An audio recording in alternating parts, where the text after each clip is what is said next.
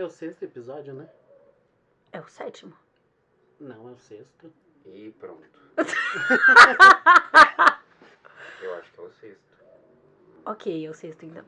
E aí, bicha! Sejam todos muito bem-vindos ao podcast Bicha Cega. Sejam todas, todos e todes muito bem-vindos ao nosso podcast delicinha, né, meninas? Eu tô aqui com a Juliana Santos, Oi.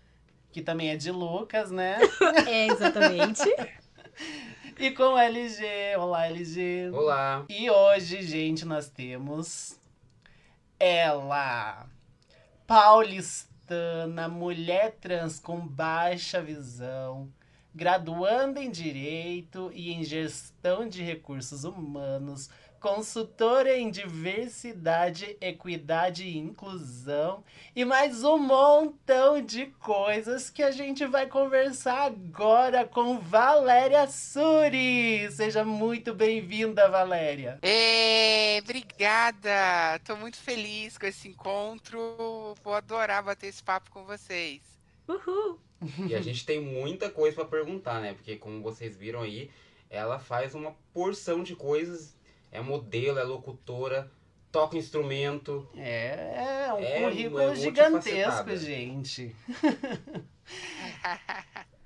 Suri, a gente tava muito ansioso pra falar com você, porque a gente já te acompanha também, já tem algum tempo, né?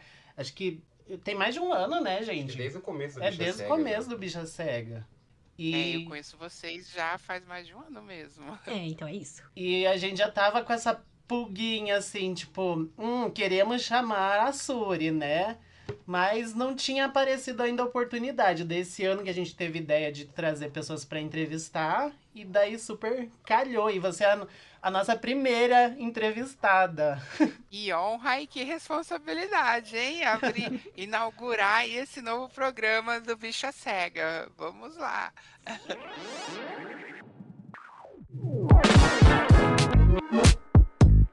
Suri, a gente queria saber um pouquinho, então, já começando aqui, como que foi pra você, né, a trajetória da sua transição sendo uma pessoa com baixa visão, né? Então, é difícil porque a gente pensa o que veio primeiro, né? Porque eu já me identifiquei como uma garota desde criancinha, né? A gente acaba se identificando já quando a gente começa a perceber que existe essa diferença entre homens e mulheres, meninos e meninas, o universo totalmente para o menino, o universo totalmente para a menina, e aí a gente vai desenvolvendo a nossa identificação, nossa identidade de gênero. Eu já me reconheci como menina muito criança, só que eu entendia que o meu corpo era de menino, né? Eu sabia que eu tinha um pipi, que dizia não para a boneca, dizia não para o vestidinho, para o lacinho, e que eu tinha que me acostumar, que aprender, que me adaptar ao universo dos meninos, para manter o amor da minha família, né? Para seguir esse papel que eu entendi que não era uma decisão minha, era uma decisão do meu corpo. E eu tentei por muitos anos aprender a ser homem e viver como um homem. E aí, na minha adolescência, eu comecei a desenvolver a deficiência visual. Eu tenho retinose pigmentar, né? Que é uma doença progressiva, que atinge a retina de ambos os olhos. É uma doença congênita, que eu nasci com ela, mas ela só começou a se manifestar na minha adolescência. E aí eu já tinha aquele medo gigante de demonstrar qualquer sinal de feminilidade, né? De medo desse julgamento dos amigos, da família. E quando eu comecei a perder a visão, isso ainda ficou muito distante, porque eu fui percebendo que eu já ia começar a enfrentar alguns níveis de exclusão social, né? De apagamento, de dificuldades de inserção. E aí eu falei, não vai dar para abraçar mais uma bandeira ainda, eu vou anular todas as minhas possibilidades de afetividade, de trabalho, de desenvolvimento acadêmico, de tudo. E foi aí que eu segurei, tentei resistir até meus 34 anos. Eu assumi minha identidade trans já com 34 anos. Ou seja, eu me reconheci como mulher trans com 4 ou 5 anos e passei 30 anos vivendo como homem para atender a expectativa da sociedade, das pessoas que viviam à minha volta. Só que isso foi a custas, assim, de um impacto emocional muito grande para mim. Que daí chegou uma época que eu já estava vivendo à base de antidepressivos, começava a fazer um curso universitário, parava, começava um trabalho, eu era afastada, porque eu estava vivendo uma pessoa que não era eu, né? Estava Uhum. representando um papel para ser aceita na sociedade. Nossa, Foi é bem desafiador. complicado isso, né? Porque, gente, é 30 anos. É uma vida que você tem que passar sendo quem você não é por conta dos outros, por conta de estigma da sociedade que a gente tem que seguir aquele padrão. É. Eu não Exato. consigo nem imaginar. É. Se eu viver 70 anos, eu vou viver metade da minha vida como homem, metade da minha vida como mulher. Uau, caramba. E olha que eu era aquele rapaz assim, acima de qualquer suspeita. As pessoas que me viram depois falavam: olha, eu podia desconfiar de qualquer pessoa, menos de você, porque né, o senso comum acha que já é aquele menino meio afeminado, que todo mundo acha que é gay e que vai evoluindo, né? E acaba aí assumindo uma identidade trans. Eu não, eu era aquele hétero padrão mesmo, assim, sabe? De bad Uhum. boy, fazia academia e era marrento, porque eu era minuciosa em esconder qualquer traço de feminilidade minha para não ser julgada. Eu acho que eu era até LGBT-fóbica na época. A gente coloca essa máscara, né? Porque quanto mais afastado do LGBT a gente tiver, menos a gente vai causar suspeitas e boatos. Então, às vezes até a gente é um pouco preconceituoso, é homofóbico, transfóbico, justamente para o boato não cair sobre você. Tipo, não, essa pessoa Exato, é homofóbico, é transfóbico, jamais seria. E às vezes é totalmente ao exatamente. contrário. Por isso que quando uma pessoa é muito LGBT-fóbica, a gente fala, aí tem coisa, né? Pode ser algum sinal, porque eu corroboro com isso. Eu era extremamente LGBT-fóbico, mas assim, eu tinha um soco inglês, eu andava de soco inglês, batia nos meninos do bairro, mas sempre usava uma calcinha rosa de renda por baixo da bermuda. Mulher! Era essa a situação. Gente! E é triste, né? Mas é isso. Essa provavelmente é a realidade de muitas pessoas LGBTs escondidas. A gente vive numa Exatamente. sociedade muito. Não sei nem a palavra que usar aqui. E, gente, quando eu me assumi, foi assim um furacão, porque era como se a Valéria Sori ficava batendo assim na porta. Me deixa viver, me deixa sair, me deixa sair, Tô me deixa viver, eu aqui. quero existir. Ficava toda hora batendo e eu sufocando. Quando eu falei, chega um dia que eu me olhei no espelho e falei, olha, eu sou capaz de lutar contra o mundo, mas eu não vou mais lutar contra mim mesma. E aí eu peguei todas as minhas roupas masculinas, fui num brechó de uma mulher que eu conhecia, troquei todas as peças por roupas femininas. Ela ainda foi legal, dava uma, ela me dava duas. E no outro dia eu fui trabalhar vestida de mulher. Uau! Foi, Olha. Nossa, foi foi isso Que que literalmente de um dia pro corajosa! outro, né? É, porque era assim, ou eu tiro minha vida ou eu assumo quem eu sou de verdade, entende? Então Ou foi. eu tiro a minha vida, ou eu vivo a minha vida, né? É. Exato, exato. Uau, Aham, que loucura! foi. E aí, posto isso, agora eu sou uma mulher trans, agora eu sou uma mulher, agora eu sou Valéria. Valéria Suri. Sim. Quais foram os maiores desafios, assim, nesse processo? Que te marcaram. Foram todas, porque assim, a primeira vez que eu saí vestido de mulher na rua, assim, foi tenso, porque não dá pra você sair despercebida, porque você sai com uma bengala branca, né? Então eu nem usava verde ainda, era uma bengala branca, então você chamava atenção o tempo todo. E aí eu fui ver uma amiga que fazia, ela é dançarina, eu fui ver uma apresentação dela, e era num sábado à tarde, lá em São Paulo, no bairro do Bom Retiro. Eu fui, peguei metrô, tava uma calça justa, uma bota daquelas que vão até o joelho, uma roupa justa, um batom. Meu cabelo estava um pouco curto ainda, né? E eu não olhava assim as pessoas, eu tinha um pouco mais, né? Um pouco não, bastante de visão mais, né? Eu tinha, isso foi em 2011 aconteceu. Então eu tinha um resíduo visual melhor, conseguia um pouco perceber as pessoas. E eu percebia as pessoas me olhando, eu abaixava a cabeça, porque era como se eu quisesse me esconder, não queria que elas me olhassem, assim. Então eu ficava, uma mistura, assim, de vergonha, de culpa e de medo. Só que ao mesmo tempo eu tinha uma sensação de liberdade, tinha uma sensação de autenticidade, né? E aquilo se misturava. Aí eu fui, só que na volta eu estava mais empoderada. E aí, quando as pessoas me olhavam dentro do metrô, eu olhava também para o olho delas. E aí eu via que elas desviavam o olhar e abaixavam a cabeça. E aí eu via que a outra pessoa me olhando, eu olhava para ela também. Então foi o contrário. Ao invés de eu abaixar os olhos quando elas me olhavam, eu olhava dentro do olho delas. E aí quem abaixava a cabeça era elas. Porque era como se eu estivesse perguntando: é isso mesmo, eu sou assim, você tá me vendo assim, qual que é o problema?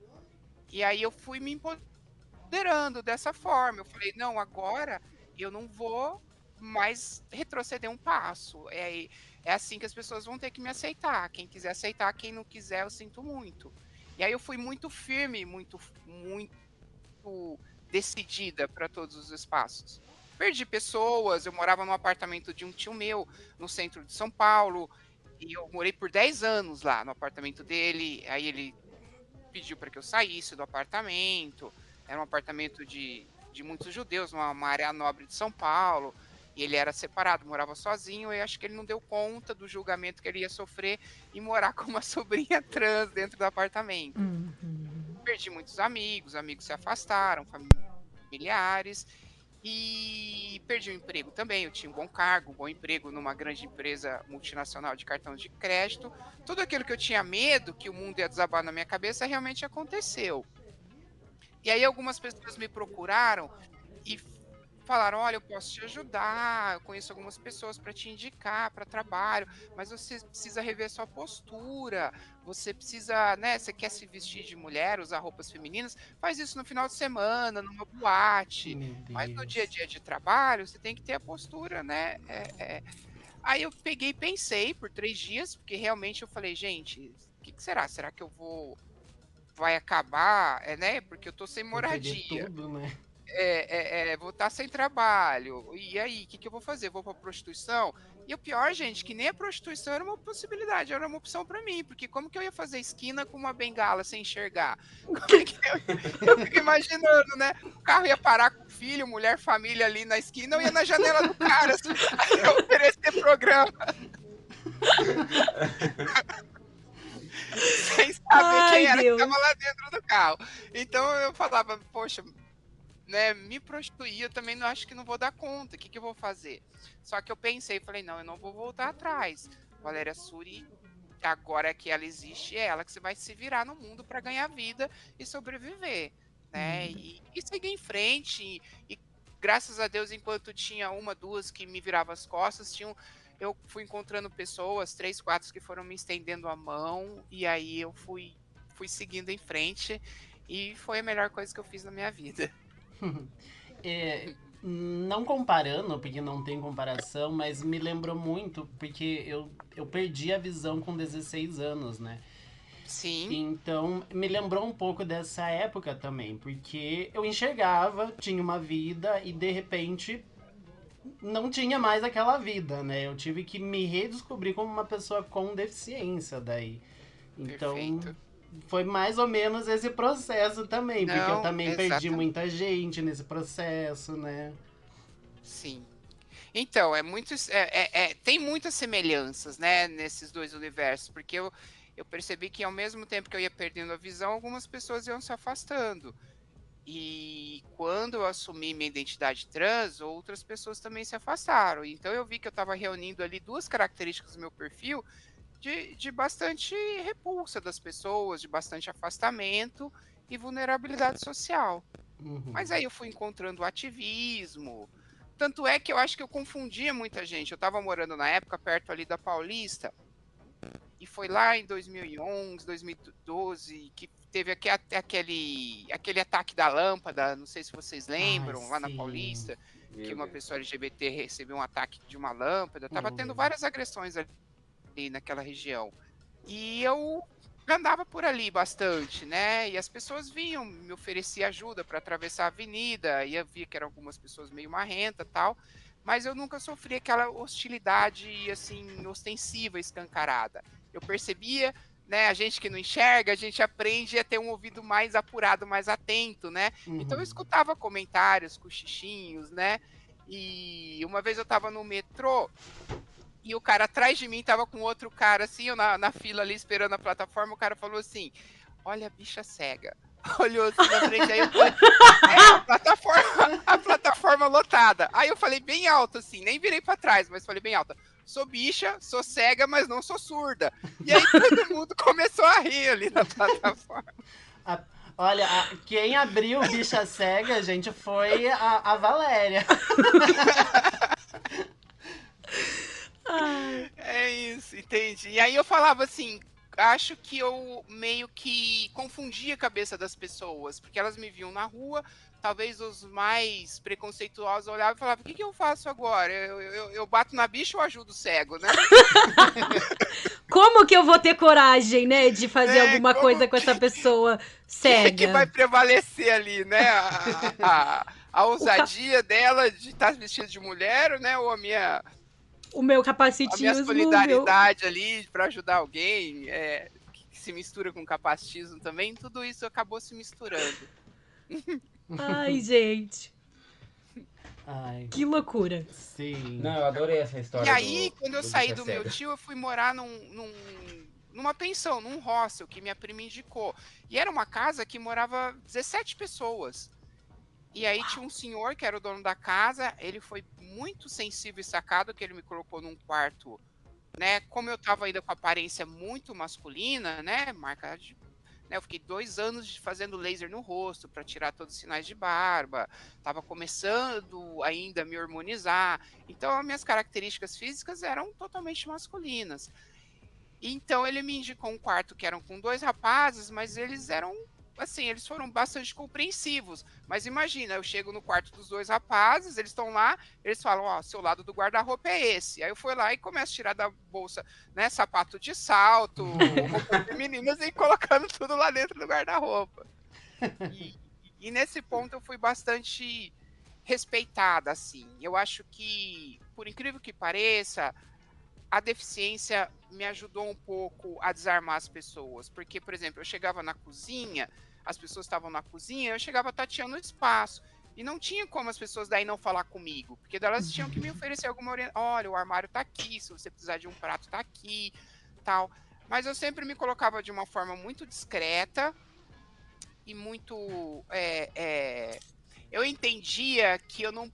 Olha só o preconceito que eu tinha também. Eu entendia que eu não poderia expressar sexualidade, assim, uma pessoa, porque eu olhava as pessoas trans, travestis, com aquela imagem de hipersexualização, que chega perto da pessoa só querendo já algum interesse sexual, né, que tá sempre pronta para ir para a cama, sempre cantando alguém. Então, eu me vestia de forma discreta, feminina mais discreta, sempre de um jeito meio recatado, assim, de medo de ser julgada. E aí foi, né, muito tempo até eu me libertar e falar, meu, se eu fiz toda uma transição de gênero para me libertar de amarras, né, eu também não tenho que ser uma mulher com amarras, né? Sim. Pois é, eu sempre digo, né, o quanto a sociedade coloca a gente nesse lugar, né, de tanto desse essa homofobia internalizada, né, essa LGBTfobia. LGBT fobia estrutural, assim, já que vem da sociedade, em nós mesmos, e também o quanto eles colocam a gente pra gente não ser o que de fato a gente é, né? Exato. É um tipo de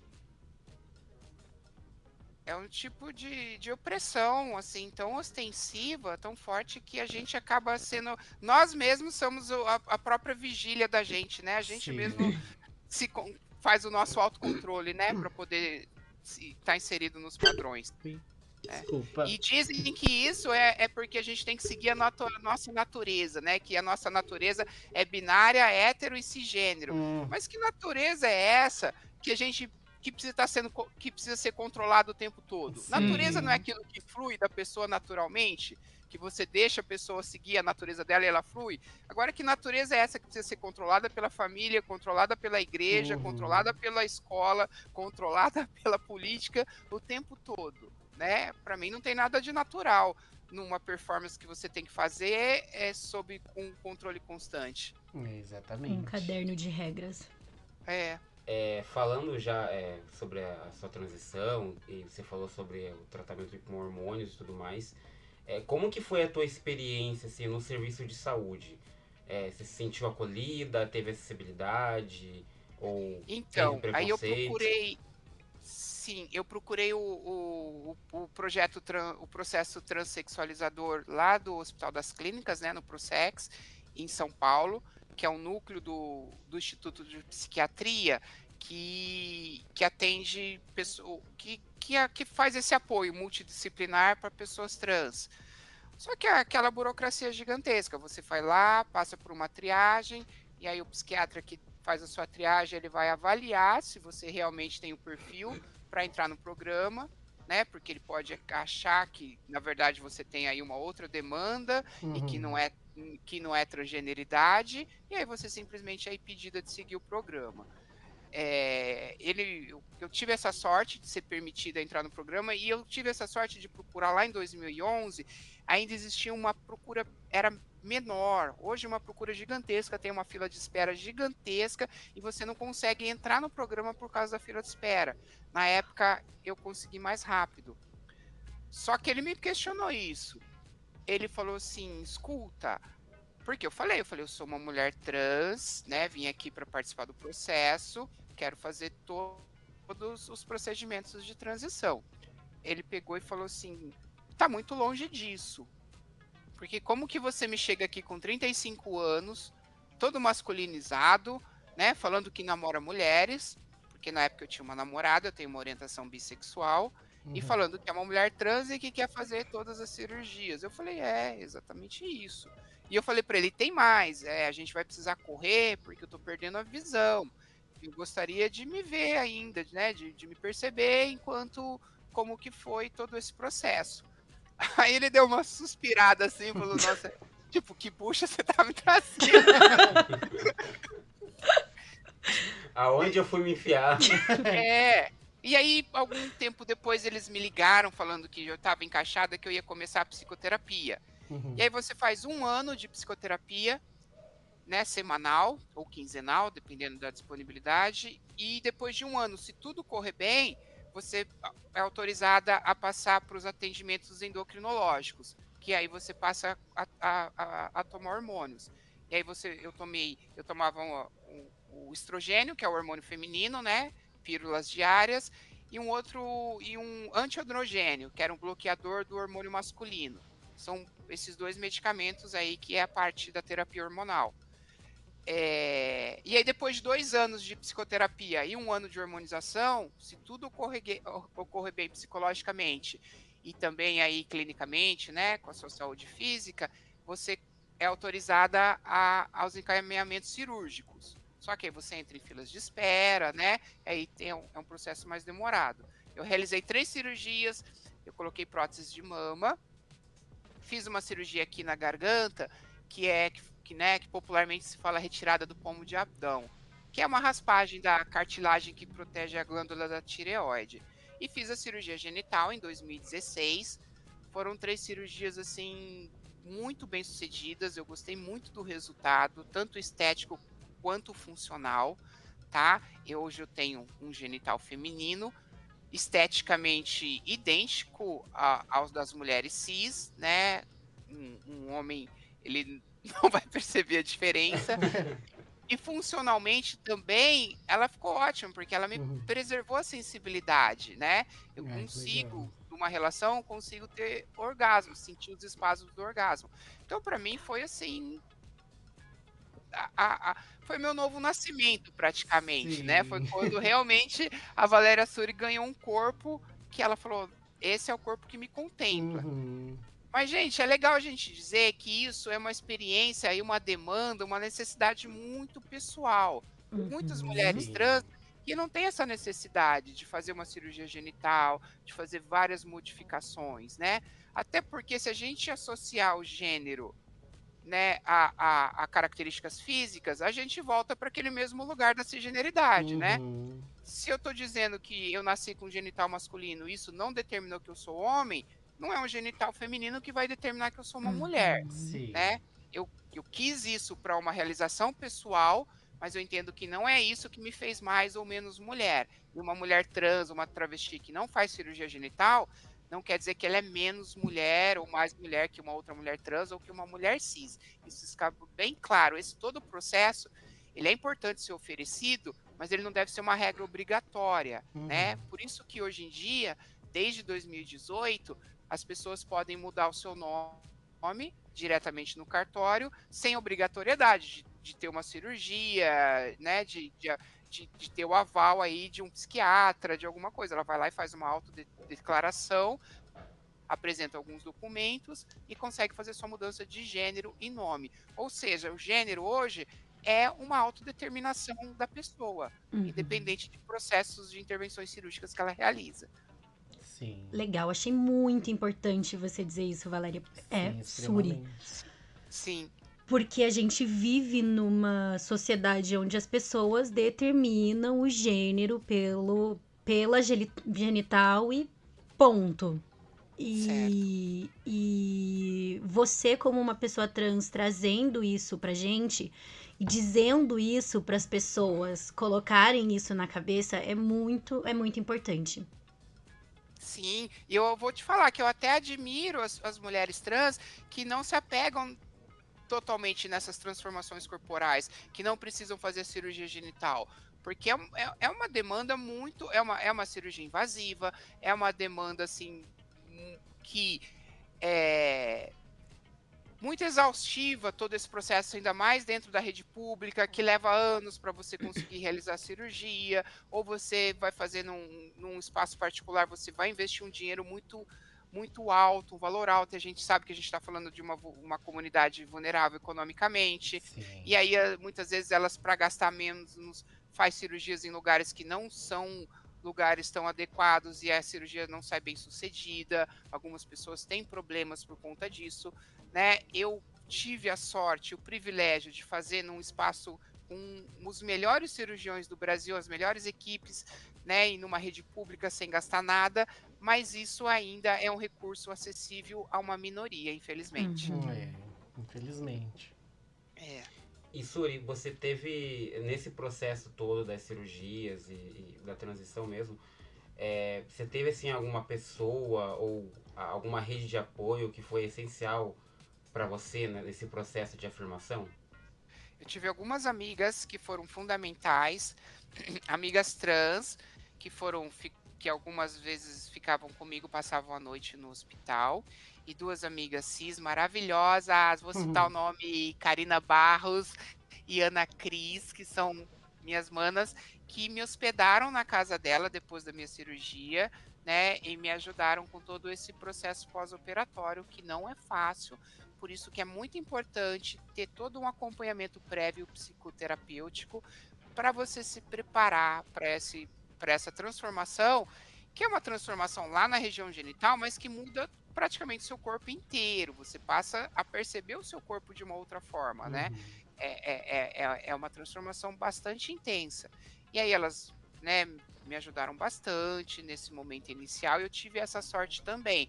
Mas também sei de mulheres trans que saíram da cirurgia e foram para casa e ficaram sozinhas porque não tinham ninguém para fazer um apoio pós-operatório para acompanhá-las, né? Isso também é Sim. uma coisa que acontece muito triste das meninas serem solitárias aí em todo esse processo. A marginalização das pessoas trans ainda é muito alta, é muito grande, né? Exato, exatamente. E tem uma questão também de essa formalidade do processo, porque pensa, gente, eu passei 34 anos para falar, vou me assumir, não vou viver Suri, não vou viver Suri, o que eu faço, o que eu não faço. Quando eu decidi isso, para mim isso já estava resolvido. Quando eu chego para fazer o processo no Hospital das Clínicas, eles querem começar do zero. Eles querem entender e ver se é isso mesmo, e ficam, né, querendo te virar do avesso. E eu falava, olha, isso já está decidido para mim. Não adianta vocês quererem voltar num lugar que eu já passei desse lugar. Vocês estão me levando a um lugar que não precisa mais, né? Vamos seguir em frente. Se eu cheguei até aqui é porque eu já estou decidida, né? Essa decisão, ela é minha, ela não é de vocês. Ah, porque não sei o que é a equipe. Eu falei, olha, eu assumo os riscos de toda essa transição, porque a gente está falando do meu corpo. Eu acho que eu preciso tomar essa decisão.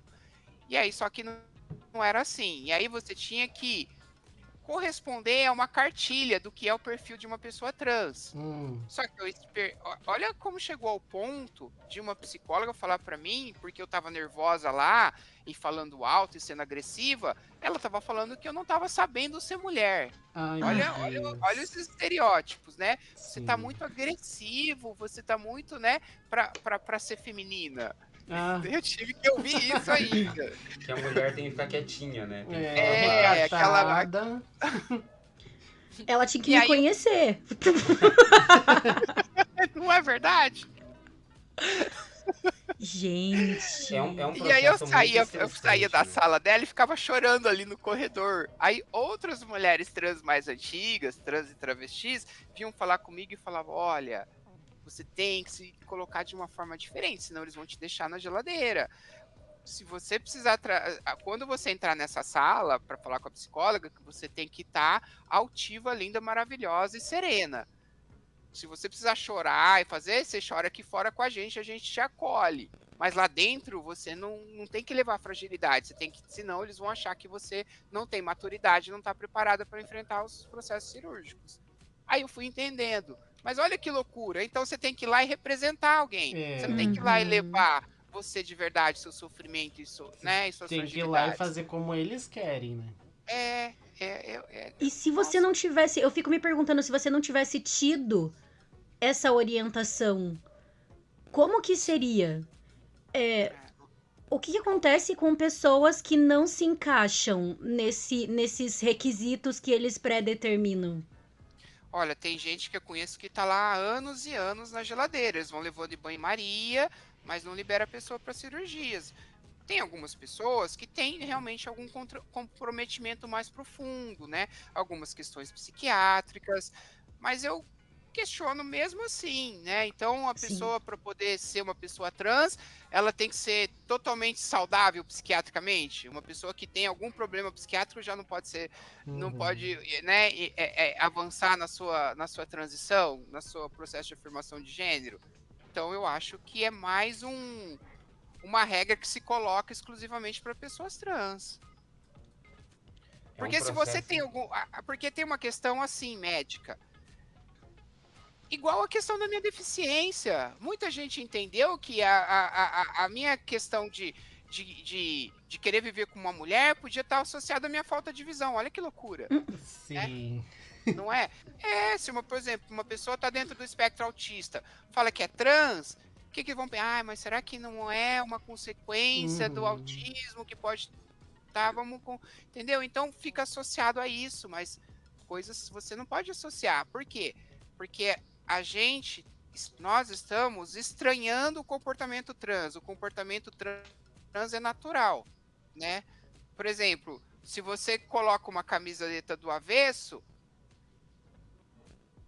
é uma pessoa autista, é uma pessoa com algum tipo, vai falar, é por conta do espectro autista, é um sintoma, pôs a camiseta do avesso. Então ela vai achar que ser trans é uma pessoa que também está manifestando isso. Não sei se eu estou conseguindo me explicar, mas isso é um sintoma do estranhamento do comportamento trans, né? Sim. Porque ninguém vai falar assim, olha, aquela pessoa autista, aquela pessoa cega, ela é hétero. Será que ela está sendo hétero porque por alguma consequência da cegueira dela, uma consequência do autismo dela? Não, porque ser hétero é o normal, não é? É porque tudo aquilo que diverge do padrão, né, é tido como estranho, né? Do convencional seja como estranho, e eles querem colocar tudo num pacote de patologização. Nossa, nunca tinha pensado por esse ângulo. Mas faz todo sentido. Sim. O que e a aí, gente a não... partir daí... Sim, pode falar. Desculpa. O que sempre tem com a gente é que a gente não tem sexualidade. A pessoa com deficiência não tem sexualidade, ela não tem vontade de ser sensual, ela não tem... Não tem. Capacidade, né? Exato. Não transa, não faz nada. Exatamente. E é muito... Pode falar. A Gata de Rodas, inclusive uma pessoa ótima para vocês trazerem, a Ivone Gata de Rodas. Ela fala uma coisa que eu gosto muito, que ela fala assim, primeiro eu tenho que lutar para ser reconhecida como gente, como pessoa, depois eu tenho que lutar para ser reconhecida como mulher, depois eu tenho que lutar para ser reconhecida como mulher sexualizada, né, que pratica, depois eu tenho que lutar para ser reconhecida como mulher lésbica. Uau. Então, né, várias camadas aí de enfrentamento. E tudo isso todos os dias. E todos os segundos. Perfeito, isso aí. São tantas lutas, né? Parece que a gente nunca vai parar de lutar. Sempre vai ter alguma coisa que a gente precisa provar para a sociedade ou para alguém ou para algum lugar a nossa identidade, o nosso valor. E por isso que se torna tão cansativo, né? Acho que a gente acorda... Beleza, vamos lá. Em algum momento desse processo, você já teve esse sentido de cansaço? Às vezes a gente tem, sim, não de arrependimento, mas de cansaço, sim, de querendo que as coisas sejam diferentes. Mas eu olho assim para toda a minha realidade, eu vejo que eu tenho um lugar de bastante privilégio, gente, porque né, eu acabei depois sendo aceita pela minha família, meu pai foi a pessoa que mais me apoiou, né, porque eu fui muito ligada com meu pai durante toda a minha vida, assim. E para ele eu era o filhão, né, que vinha para Prudente e trazia as namoradas para ele conhecer, né? A gente foi bastante próximo. E quando né, as pessoas já estavam falando, eu já tinha me assumido em São Paulo, eu apertei, né, o botão do foda-se para todo mundo. Só que pro meu pai eu tinha muito receio, porque eu falava, gente, como ele vai receber isso, né? Ele nunca desconfiou de nada. Né? E será que eu tenho esse direito de magoar, de frustrar meu pai? Né? Ele era a única pessoa que eu falava, que eu pensava 2 vezes, falava, será que eu tenho esse direito de fazer isso, de fazer ele sofrer, essa pessoa que eu, né, mais amo no mundo? Só que um dia eu tava no meu trabalho, ele me ligou e falou, oi, tudo bem, não sei o que, ele foi bem direto, falou, escuta, estão falando aqui em Prudente que você é gay, que você é viado, que você tá se vestindo de mulher aí em São Paulo, isso é verdade?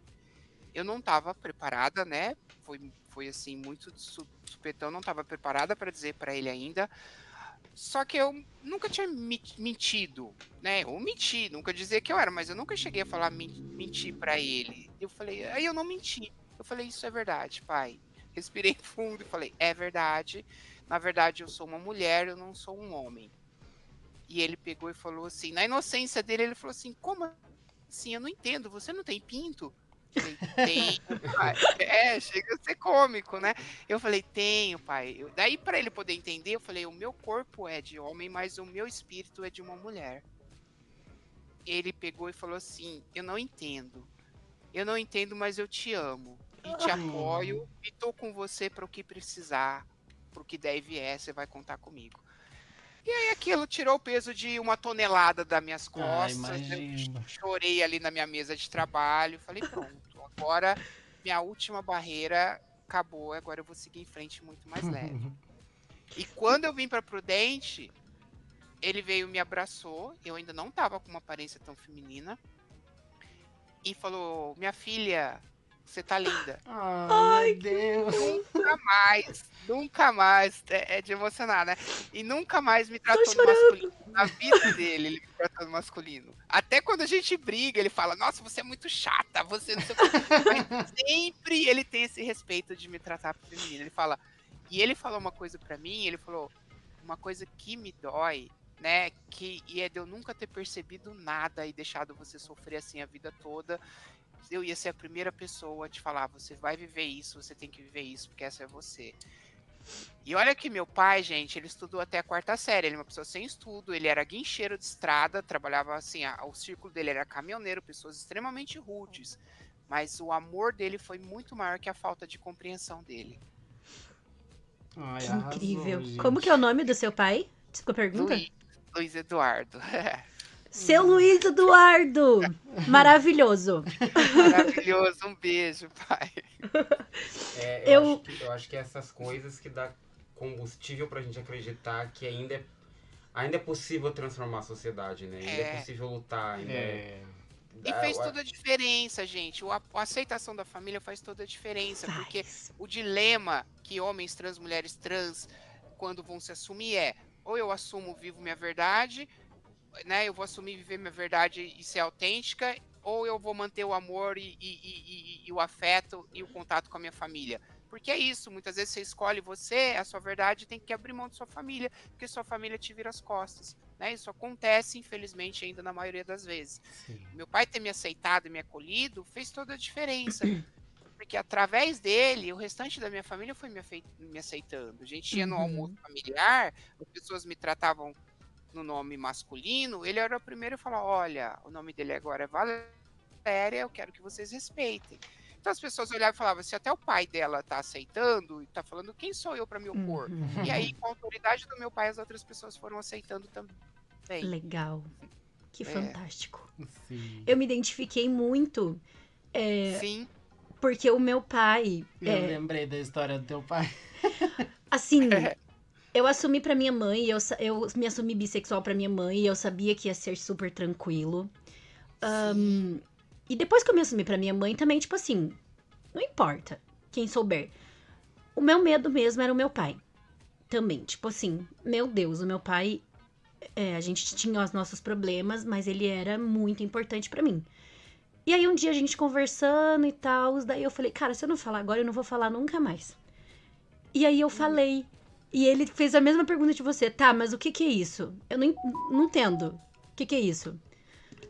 E aí eu expliquei pra ele. E ele falou, tá bom. Tá bom. O pai te ama. Não importa. olha isso.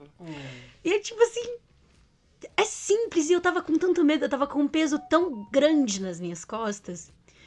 E aí você entende quem realmente te ama, né? Porque Exato. eu sou uma mulher bissexual e umbandista dentro de uma família evangélica. Completamente evangélica. Olha, que quebra de tabus, hein? Nossa. Sim. E aí, tipo, a minha família me respeita muito. Começando pela minha mãe, eu moro na mesma casa que a minha mãe. E começando por ela, assim, ela me respeita muito. E daí é o que você falou. Depois dela e por ela me respeitar, as outras pessoas me respeitam também. Isso é ótimo, né? É lindo, cara, é perfeito, é lindo. Esse apoio, esse suporte dos pais, ele é muito importante, realmente. Ele faz a gente bater no peito e enfrentar o mundo. Vem. Exato. Foi isso. Porque eu ainda tentei, assim, fiquei em São Paulo e tentei por um tempo retomar minha vida, né? E o curioso era que era assim, aí, como eu tinha um bom currículo, já tinha trabalhado em várias multinacionais, né? E morava numa região central, tal. E sempre enviava currículo, participava para as vagas aí oferecidas pela cota. Então, era uma época que estava bastante aquecido o mercado, então eu, assim, toda semana eu tinha praticamente uma entrevista em grandes empresas em São Paulo.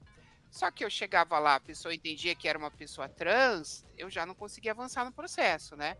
Ou a vaga não era do meu perfil, ou a vaga foi congelada, ou porque eu ainda não tinha trocado meus documentos também. Então, aí eu entendi também o quanto que ia existir essa dificuldade. E aí chegou um momento que meu pai falou também, falou, olha, você tem casa em Prudente, você tem família em Prudente, você vai ficar vivendo essa vida aí até quando? E eu não tinha ainda cogitado a possibilidade de voltar. E eu falei, puxa, será que isso vai ser um caminho? Voltar lá para minha cidade e retomar? Mas eu entendi que aquilo ia me dar uma segurança e um claro. E aí, né, minha perda de função também estava se acentuando. E eu voltei para cá, para morar em Prudente. Voltar a morar em Prudente era rever amigos, pessoas que me conheciam desde a infância, com quem eu cresci. Uhum. Então eu tive que enfrentar todo esse cenário, mas também fui bem recebida na cidade, assim, né? Acabei montando um grupo de ativismo aqui, o grupo Somos LGBT, fui uma das que montaram, ajudei a construir parada, e acabei que me tornando uma legal. referência dentro do tema LGBT, acabei, né? Sempre épocas aí celebrativas me chamam para fazer alguma entrevista, matéria em jornal, né? Sim. Alguma fala de algum projeto na Câmara, algumas coisas, eu acabei me tornando uma referência dentro dessa bandeira LGBT na cidade, que é uma cidade muito conservadora aqui em Presidente Prudente. Olha que legal. Até a gente tem uma pergunta que é como que você entrou, né, nesse movimento de pessoas com deficiência que são LGBTs, né? Você pode falar um pouquinho mais sobre isso? Claro. O que acontece? Quando, né, no meu processo de perda da divisão, eu estava aqui no interior, e aí era assim, as pessoas. Porque aqui a casa onde eu morava era a casa. Onde eu moro ainda é a casa dos meus avós paternos. Tá? Meus pais se separaram quando eu era criança, só que a gente veio morar com o meu pai. Quem foi embora, quem saiu para comprar um cigarro e não voltou foi minha mãe, não foi meu pai. Então, meu pai trouxe a gente para cá, para o interior, a gente cresceu com meu pai aqui no interior. E aí, quando o meu processo de visão estava já se manifestando, a minha família começou com aquela dinâmica de superproteção. E aquilo já estava me incomodando bastante. Não querer deixar eu fazer nada e fazer tudo por mim. E eu, né, inventei de fazer um cursinho pré-vestibular em São Paulo, morar no apartamento de um tio meu, irmão do meu pai, ele aceitou. E eu falei para minha família, eu vou morar em São Paulo. Ah, não, você vai morrer lá, como é que vai ser? Eu falei, não, tô indo. E fui. Só que quando eu cheguei lá, era lá na Santa Cecília, no centro, eu fui sair o primeiro dia do apartamento, eu fiquei muito perdida. Porque aqui no interior eu conhecia tudo, assim, sei onde está cada poste, cada buraco na calçada, pelo menos os trajetos que eu ia. Então eu me virava bem, sem nenhum tipo de tecnologia assistiva, sem uma bengala, no caso. Só que eu cheguei lá e eu vi que não ia dar conta. Era barraca de camelô, era gente deitado na calçada, era gente passando para todo lado. Eu não sabia direito os caminhos.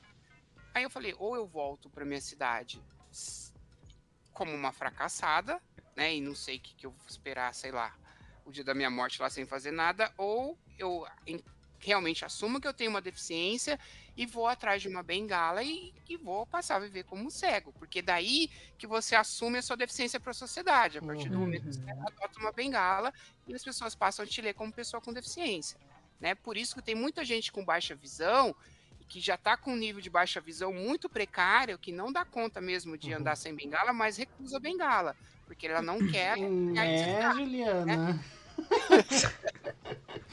Eles estão falando isso, Valéria, porque eu vivi 19 anos da minha vida, não, 22 anos da minha vida sem usar bengala, sendo baixa visão.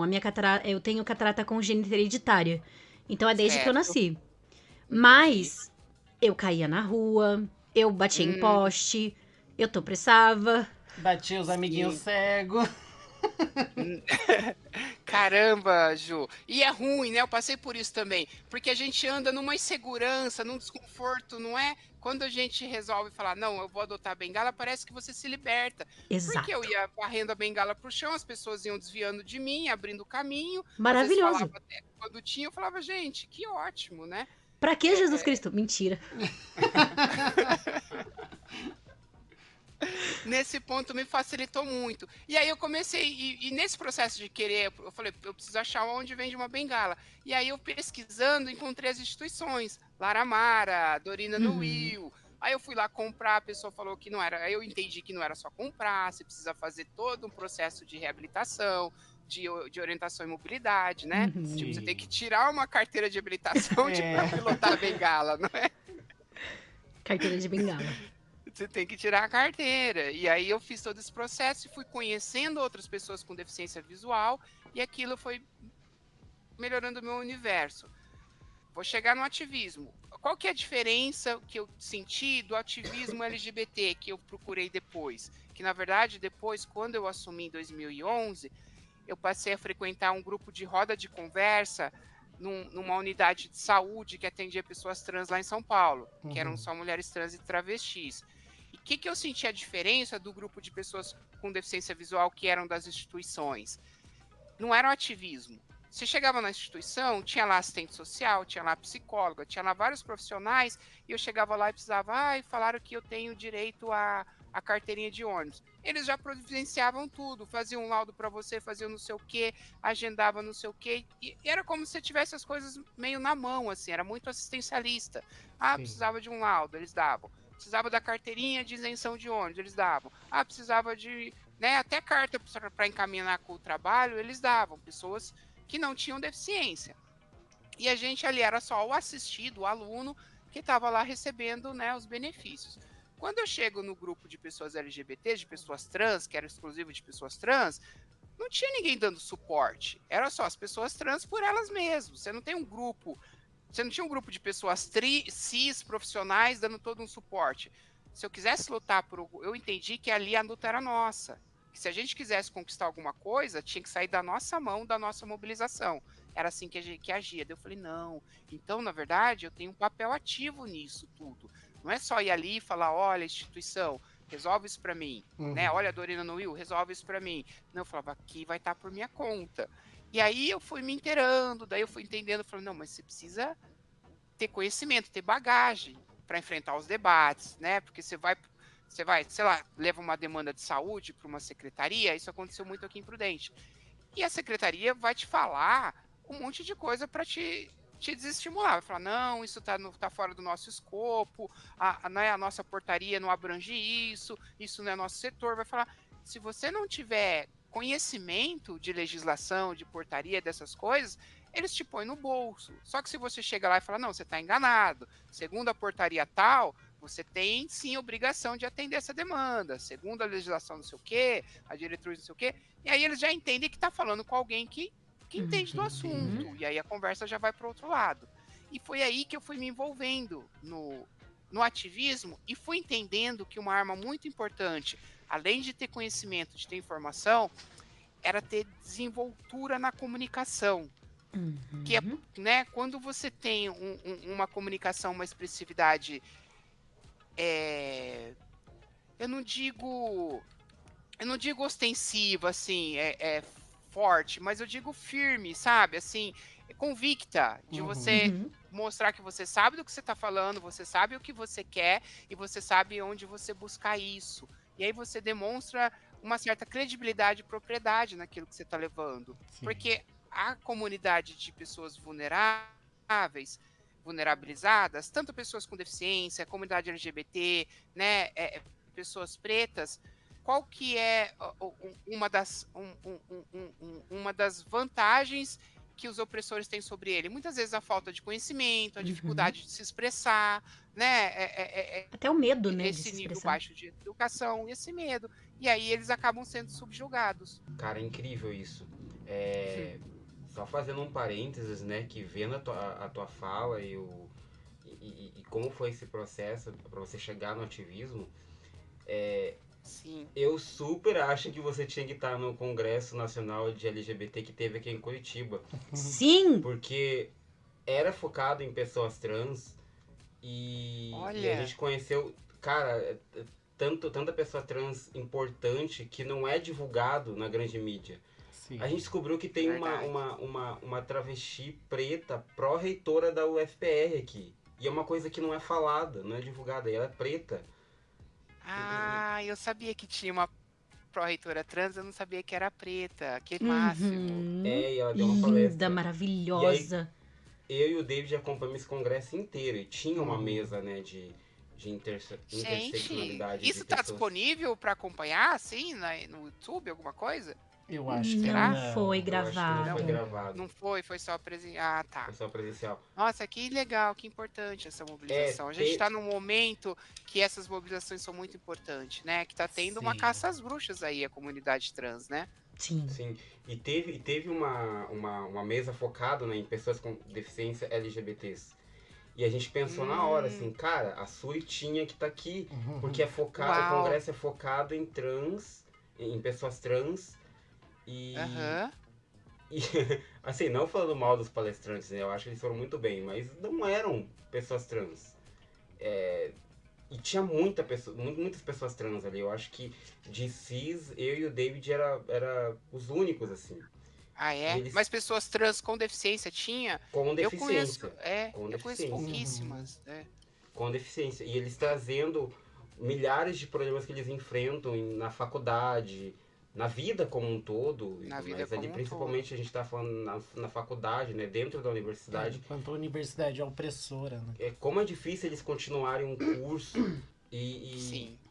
E daí eu, como homem cis, vendo isso, eu tenho um irmão trans, né? A gente não é muito próximo, mas Olha só. Aham. vendo isso, assim, escutando isso, esses relatos, a gente pensa, cara, como essas pessoas têm garra, né? Como essas pessoas lutam diariamente. E essas coisas não são divulgadas, não são faladas, são escondidas por debaixo dos panos. E como é Sim. importante você, como cis, entender também os seus lugares de privilégio ali. Eu mesmo, como uma pessoa bissexual e com deficiência visual, ainda tenho meus privilégios se comparado a essas pessoas. Entendo, Quando você concordo. entende isso, tua cabeça dá um nó. Dá um nó, você tá Aham. pensando, o que que eu posso fazer? O que que eu posso fazer pra ajudar nessa luta? Ah, com certeza já está fazendo muito, poxa, você está usando aí as oportunidades que você tem para dar visibilidade para outras pessoas, para dar visibilidade para mim, outras pessoas que virão. Com certeza, o grupo de vocês tem contribuído muito para a luta e para a visibilidade dessa interseccionalidade, que é viver a deficiência e o perfil LGBT numa mesma pessoa, né? Sim. Porque como a Juliana diz, uma pessoa com deficiência ela é vista como pessoa sexuada, sexual, né? Que não tem ali uma libido, que não tem desejo. Imagina você entender que essas pessoas também estão dentro da diversidade sexual e de gênero, né? Sim. É dificílimo. Eu sou fã demais do Bicha Cega. E a Nós gente, também. Somos seus fãs. Porque, gente, as pessoas, às vezes, passa perrengue até dentro dessas comunidades. Porque eu Sim. tenho dificuldade, muitas vezes, dentro da própria comunidade de pessoas com deficiência, de entender a diversidade de gênero. E aí, quando eu tô lá na comunidade trans, eu tenho dificuldade com pessoas trans que são capacitistas, entendeu? Que não promovem acessibilidade. Então, eu acabo ficando nesse não lugar permanente. Porque a comunidade trans não me acolhe completamente, porque elas ainda estão aprendendo a lidar com a deficiência. E a comunidade de pessoas com deficiência também não me acolhe completamente, porque ainda estão aprendendo a lidar com a transgeneridade. Sim. Só que, ao mesmo tempo, eu faço isso como de uma forma de empoderamento, porque eu tenho o papel de fazer o elo de ligação entre essas duas comunidades, né? E levar conhecimento sobre deficiência para a comunidade trans e levar conhecimento de transgeneridade para a comunidade de pessoas com deficiência. Então, de alguma forma, eu estou nessa missão, como vocês, poxa. Sim, é uma coisa que a gente já ressaltou bastante aqui também, né? Às vezes que a gente foi nas marchas, nas paradas, que de fato não tem, assim, uma conversa entre as duas comunidades, né? E a gente tá aqui bem no meio falando, gente, estamos aqui! Exatamente. A gente foi no Grupo Dignidade na semana passada. Eu não sei se você já ouviu falar do Grupo Dignidade aqui de Curitiba. Já ouvi falar, não sabia que era de Curitiba. Sim, é daqui de Curitiba. E, inclusive, foram eles que organizaram, né, o Congresso da Aliança. Isso. E a gente foi lá na semana passada, porque, enfim, tava tendo um bazar que foi super legal e é super importante. Ele contemplou muitas pessoas, né? A gente chegou lá, tinha uma fila enorme, então super importante. E aí, Sim. saindo, a gente queria conversar sobre uma capacitação com eles. E aí, a gente, dando a ideia pra moça, e ela falou assim, não, a gente pode falar com o pessoal do Senai. E aí, eu falei assim, ou a gente pode fazer isso com vocês. Tipo assim, estamos aqui falando com você que a Mas gente... Na sua frente. Gente. Mas não entendi, era uma capacitação sobre diversidade de gênero e sexual, é isso? A gente queria propor uma capacitação falando sobre Pessoas com deficiência, né? Tratamento de acessibilidade. pessoas cegas. Ah, certo, perfeito. O anticapacitismo, essas coisas, né? Isso, exatamente. Porque tinha uma pessoa que estava atendendo a gente que ela estava falando com uma voz um pouco infantilizada. Que é uma coisa que a gente detesta muito.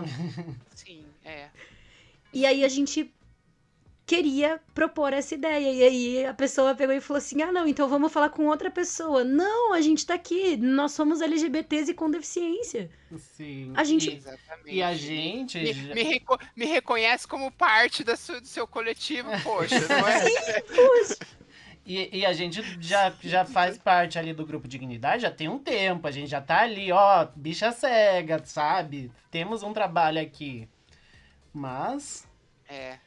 Uma hora muita vai. dificuldade, né? Eu acredito que a maior dificuldade é conseguir fazer pessoas sem deficiência olhar para as pessoas com deficiência. Eu acho que mais do que a pessoa branca para a pessoa preta, a pessoa hétero para a pessoa homossexual, eu acho que a dificuldade maior é uma pessoa que não tem deficiência olhar para quem tem uma deficiência, né? Uma vez eu estava num congresso no Chile, num congresso de gênero e sexualidade, e tinha uma mesa de interseccionalidade.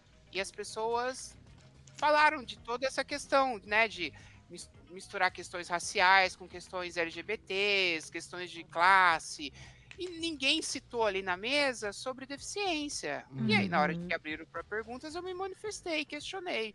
Por que o recorte da deficiência não estava ali interseccionalizado com nada? Isso não foi uma abordagem. E aí uma mulher respondeu para mim, ainda que tinha mais autoridade ali na mesa, falou que eles não podiam misturar a experiência pessoal com luta coletiva. Olha isso. Isso foi impactante, mas me deu algumas respostas, porque é aquele modelo médico ainda, que fala, olha, Sim. a deficiência é uma experiência pessoal sua, um problema nosso, seu, não é um problema da sociedade, não é um problema do coletivo, é uma experiência sua, sinto muito, se você nasceu cega, você que tem que lidar com isso. Ela não entendia que isso era uma bandeira de luta, né, que tinha todo um sistema estrutural de opressão que atendia essas pessoas, da mesma forma que atinge os outros marcadores. Isso está na cabeça de muita gente, não entender que existe que a deficiência é uma luta coletiva, que tem uma bandeira, que tem uma finalidade, objetivos, pauta, contra o que combater. Eles acham que são experiências individuais, da qual cada um tem que lidar sozinho com a sua realidade. Nossa, como isso é forte, né? Meu Deus. E você ouvir isso dentro de um congresso, né? Dentro de um congresso. De um congresso, de um espaço acadêmico na Universidade Nacional do Chile, e era um evento sobre gênero, sobre interseccionalidade. É que não importa o quão grande ainda é uma bolha dentro da bolha. E aí você foi lá e furou a bolha. E aí, tipo, não, vamos tentar reestabelecer aqui. E isso mostra o quão importante de fato é nós estarmos aqui falando, né? E de fato na internet, gritando, gente, estamos aqui. Exatamente. Uma hora a gente ainda tem que promover um congresso de pessoas LGBTs com deficiência. Sim. Eu também acho. Gostei. Né? Vamos organizar? Com certeza, tô dentro. Então vamos. E você tinha falado agora há pouco, Suri, sobre a sua experiência lá no mercado de trabalho, né? Que você entregava currículos e o seu pai, enfim, te chamou para voltar para casa. E como é que foi essa questão do mercado de trabalho quando você voltou, né, para sua cidade? Então, porque eu vou voltar um pouquinho, que é interessante eu falar das questões. Quando eu assumi, eu ainda estava trabalhando numa grande empresa. É, é, só que eu fui falar com a minha chefe imediata, falei que ia realizar uma transição, é, e se tinha algum problema, que estava realizando uma transição. Nesse dia já estava com uma calça social feminina, com uma sapatilha, um brinquinho de bolinha em ambas as orelhas e um batonzinho, Estilosa? uma blusa social que tinha um babadinho, estava dessa forma.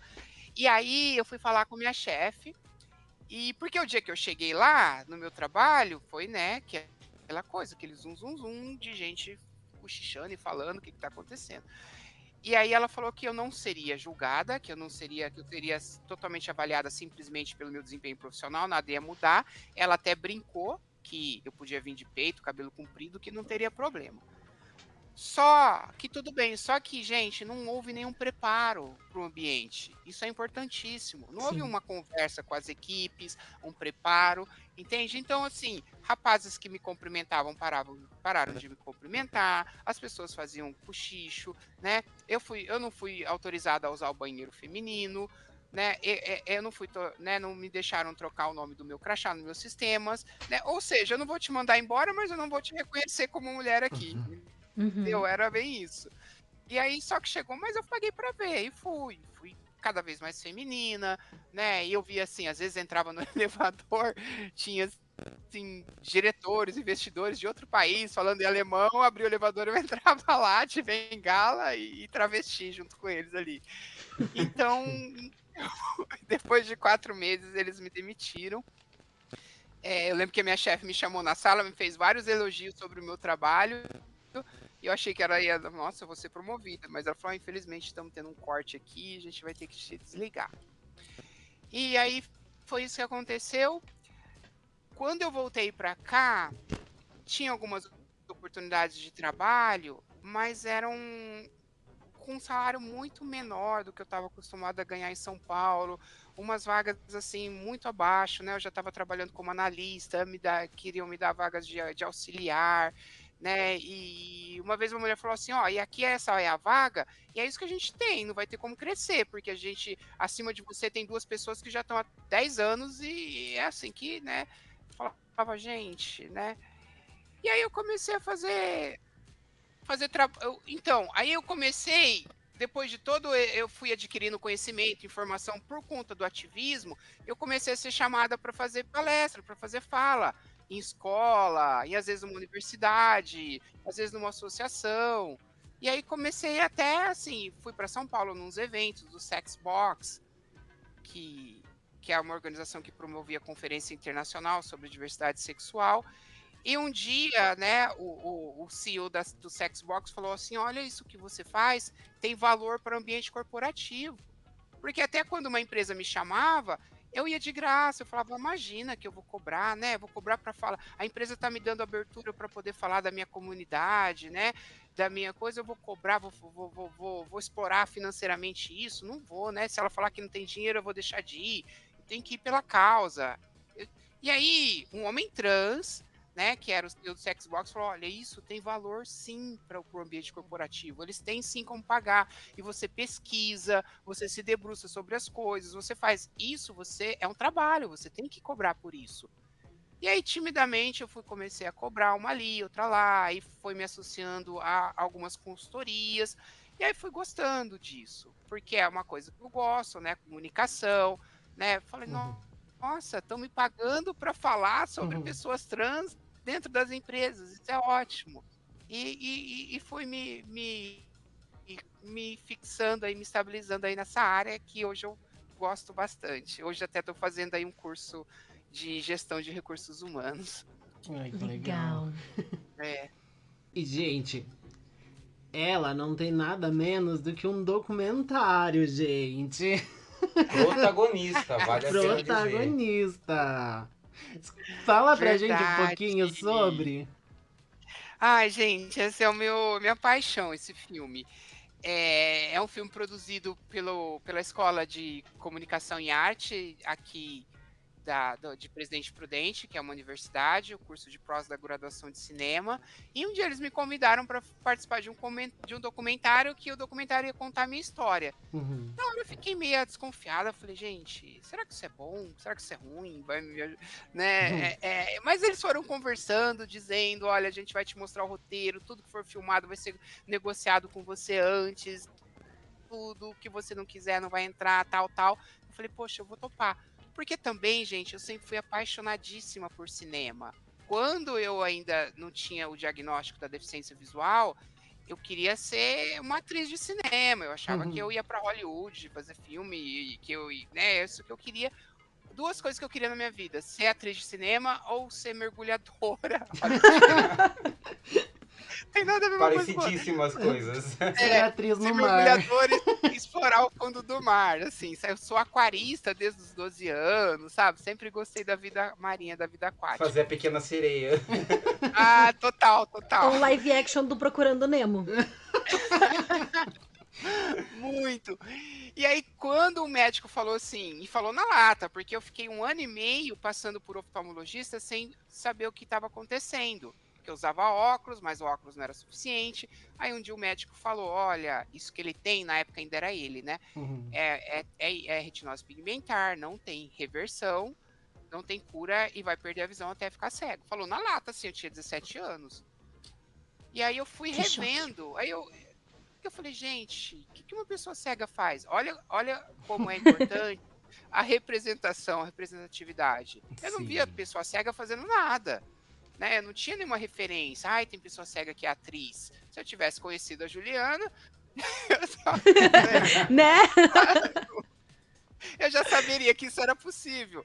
Mas eu não achava que. Eu achava que uma pessoa cega só podia ser o quê? Eu sabia que gente cega era advogado.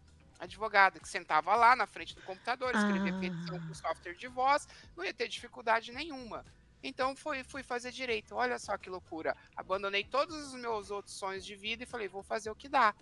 E aí depois de adulta que eu fui vendo que pessoas cegas, pessoas com baixa visão podiam ser o que quisessem. Gente, tem o João fotógrafo, que é cego, né? Uhum. Tem pessoas incríveis que fazem coisas assim, que pessoas videntes, né? Quase tudo que uma pessoa vidente faz, a pessoa com deficiência visual encontra um jeito de fazer também. Sim. E aí, quando me convidaram para fazer o filme, voltou para mim tudo aquela coisa que estava adormecida de filme, cinema, câmera. E aquilo me trouxe tudo isso de volta. E foi maravilhoso. Foi 1 ano, uma equipe me acompanhando em tudo que eu fazia. Ai, Então eu que chegava legal. num lugar para fazer uma palestra, para participar de um evento, eu chegava com set de filmagem, luz, câmera, e sentindo, Muito né? chique. Nossa. E foi Olha, lindo, o resultado ficou de lindo. certa o filme- forma, de Sim. certa forma, você cumpriu o seu desejo de ser Ser uma atriz. Sim, gente, de certa forma. Não, mas vocês não têm noção. Depois disso, eu comecei a investir. Daí eu fui fazer um curso de interpretação, com preparador de elenco. Já participei de mais 3 filmes, assim, como Olha. participação pequena, assim, sabe? Mas já participei de outros filmes. E tô dividindo, tô com foco nisso ainda, assim. Legal. Tô com um grupo que chama QG Filmes, que é um grupo independente de produção de cinema. Então eu Já ouvi tô falar. de volta, assim, a me envolver com esse universo e ver o que ele tem para me mostrar, sabe? Ai, sensacional. Legal. Tem muito, viu? Tem É. muito, eu te digo. Muito. Sim. Aí fiz curso de locução no Senac, consegui fazer alguns desfiles de moda inclusiva, que foi uma coisa assim que eu nunca imaginava. Gente, toda uma passarela de bengala ainda, toda produzida e não sei o quê. Nossa, como que foi isso? Olha, eu participei dos desfiles de moda inclusiva de 2015 até 2019. E esse ano eu já fiz 2 desfiles também. Uhum. Que maravilhosa! Foi bem legal. E aí eram roupas adaptadas, roupas assim que tem etiqueta em braille. Você põe a mão no bolso, tem um braille dizendo qual que é a estampa da calça, a cor da calça, Ai, que algum legal. suporte. É bem legal.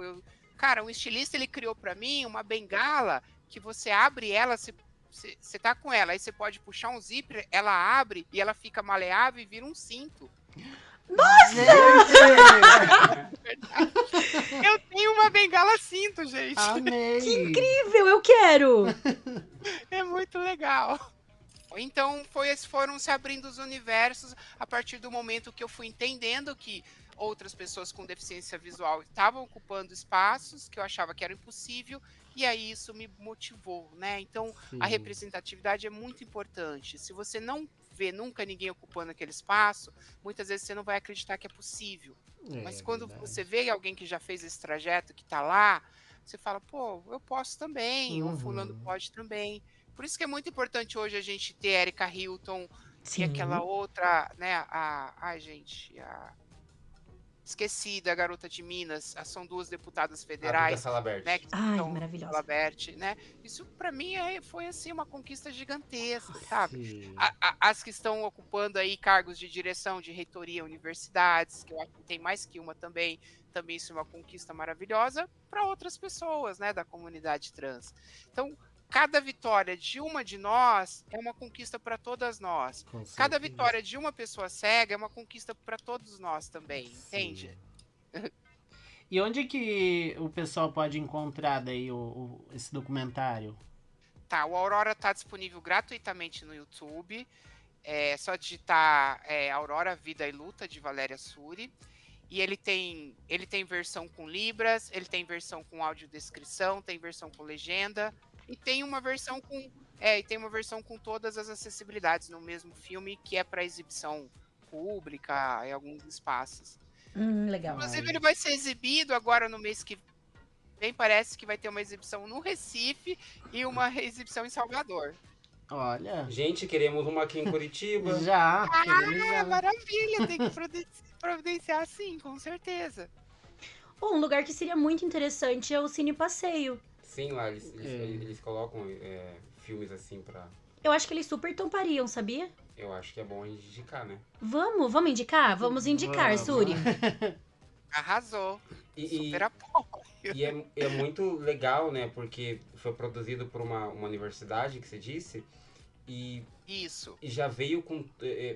vocês pensaram em tudo, né? Acredito que muito esforço seu também, claro, mas em todo tipo de acessibilidade, não só na audiodescrição, porque você é uma pessoa com deficiência visual, mas em todos os tipos de acessibilidade. E é uma coisa, tipo, que a gente não vê nem nas grandes produções aí ainda na TV, nos streams. A gente tem que brigar pra ter o mínimo, né? E tipo, uma universidade com pouco recurso consegue fazer isso. Então, como é possível, né? Exatamente. Inclusive, filmes que falam sobre a própria deficiência, né? Que contam a história de pessoas com deficiência. Você vê o filme sem acessibilidade nenhuma, né? Ou seja, conta a história de uma pessoa com deficiência, tem uma pessoa com deficiência, mas ele não é Acessível. o público de pessoas com deficiência, né? Ele não é dirigido para esse público, é estranho. Mas foi uma das condições que eu coloquei. Eu falei, olha, esse filme... porque o conteúdo desse filme, ele é todo falando sobre inclusão e acessibilidade. Então ia ser um contrassenso o filme não ser acessível, né?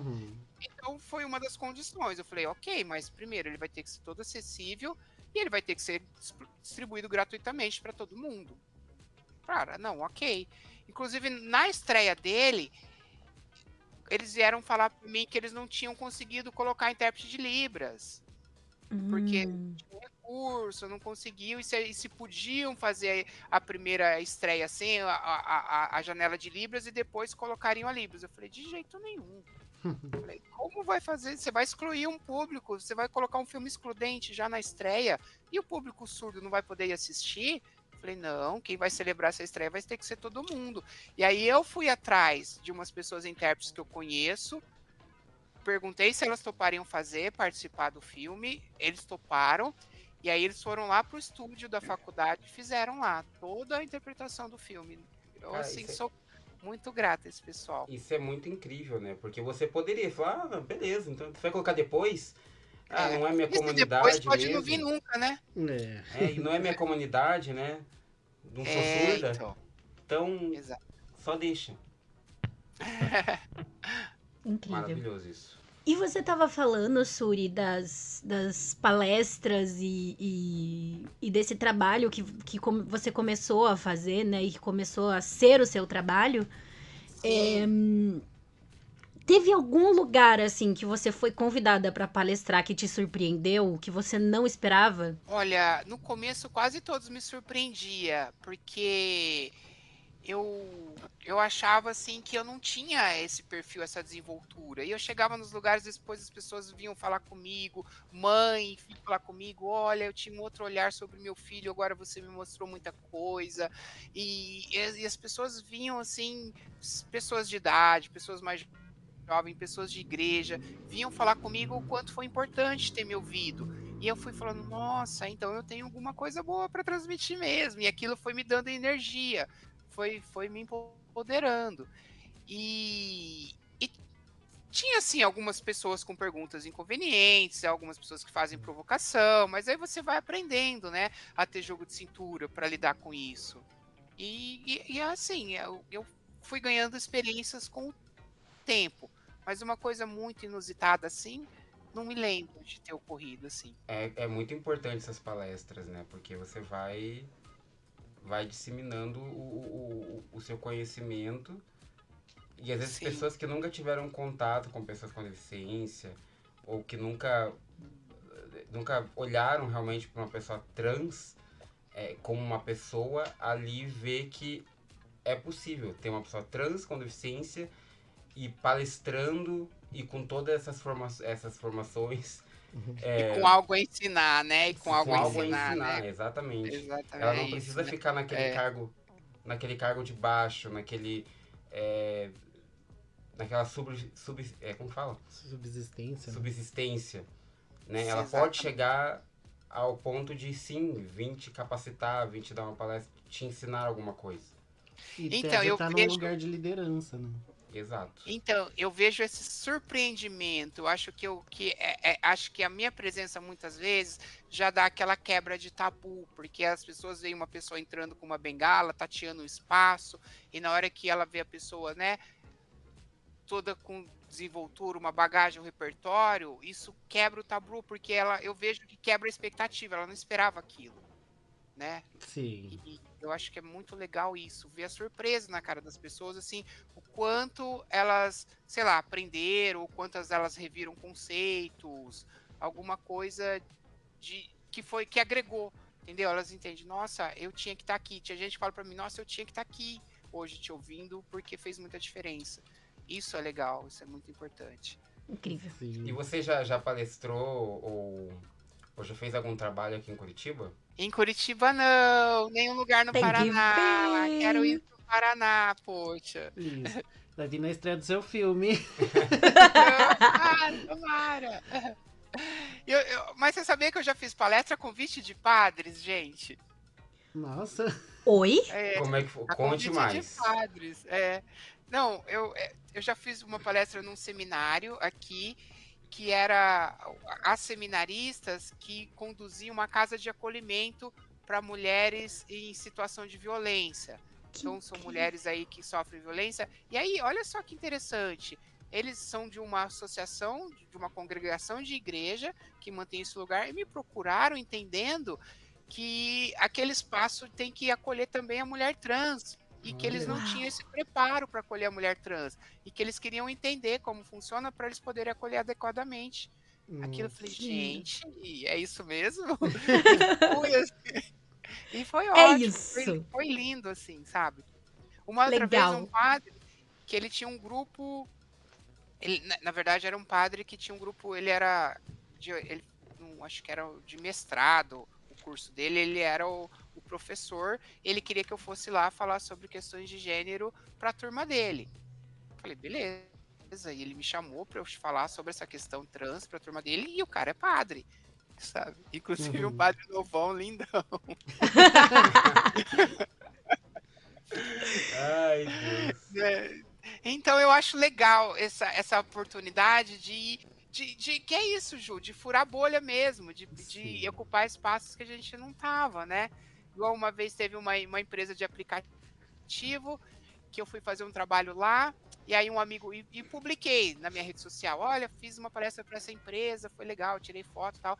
E aí um cara publicou embaixo, falou assim, essa empresa aí tem vários relatos de homofobia, ela foi homofóbica com o cliente, com não sei o quê, né, você não tinha que estar aí. Daí eu falei, aí eu respondi, eu falei, justamente por causa disso que eu tinha que estar aqui, esse é o principal lugar que eu tinha que estar.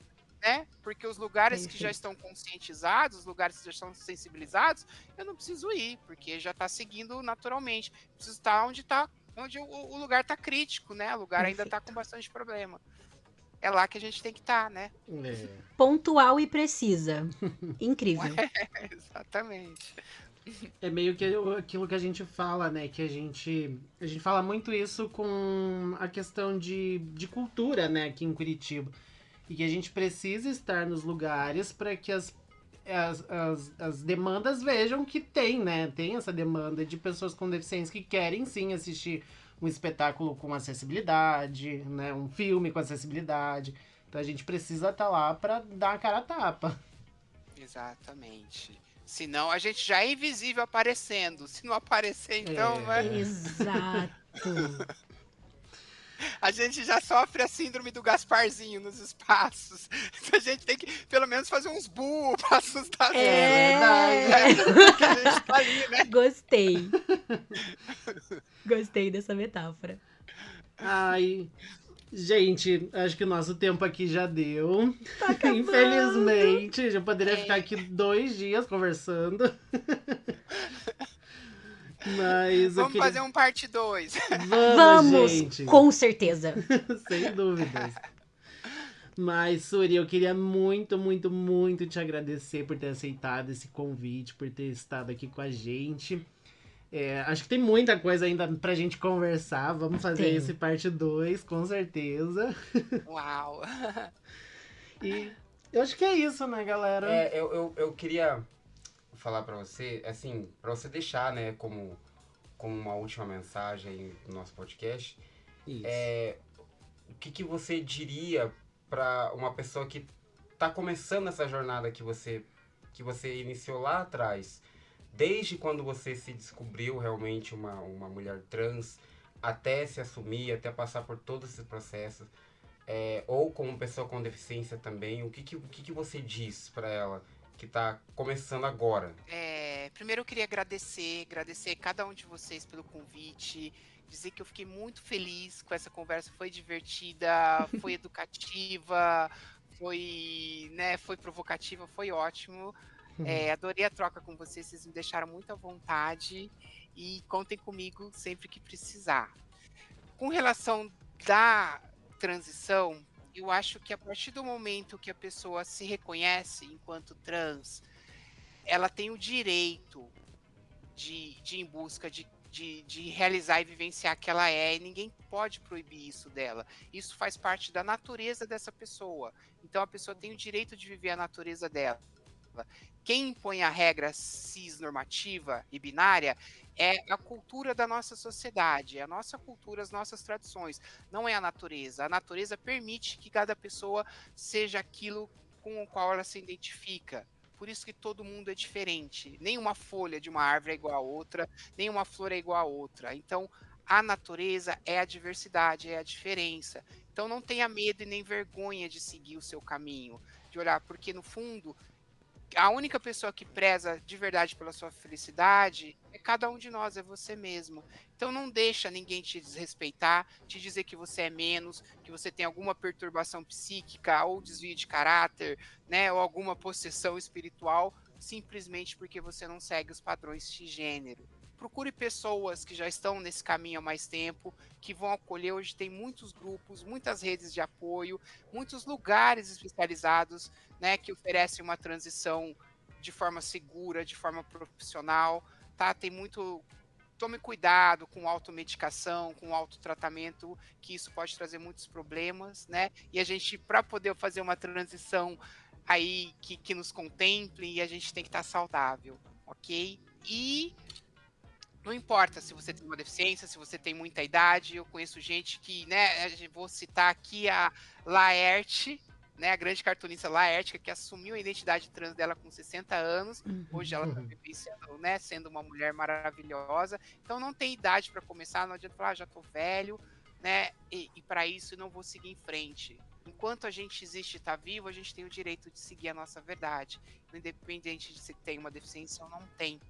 E acreditar em você, sendo uma pessoa que não enxerga, né? Uma pessoa tendo uma deficiência visual, mesmo que uma pessoa não enxergue, essa mesma pessoa tem muita coisa para mostrar. Não é isso? Sim, É isso. com certeza. Muito obrigada, gente. Eu adorei.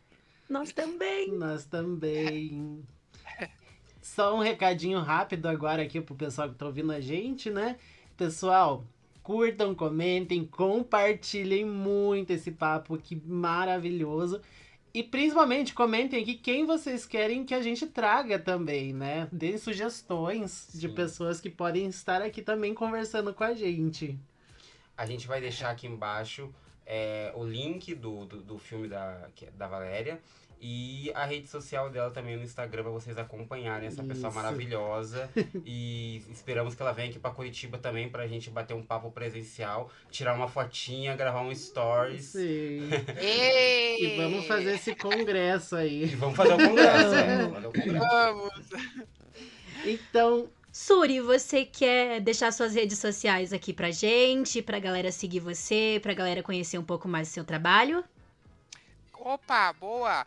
Então, Facebook Valéria Suri, para os mais antigos, né? Que é meu Facebook. E Instagram é @suri.valéria. E LinkedIn também, Valéria Suri. Podem me mandar mensagem, perguntas, convidar aí para aniversário, jantar. Eu tô super disponível e vou adorar fazer essa troca. Assistam a Aurora quando puderem. Podem comentar, mandar crítica, alguma sugestão, comentário. E alguém quiser fazer alguma produção, algum filme, pode me convidar também. Lembre-se que ela é uma atriz de Hollywood e mergulhadora. Se quiser fazer um filme sobre a Atlântida. muito obrigado pra você que ouviu a gente. Um super beijo e tchau! Tchau! Beijo, tchau. Até a próxima.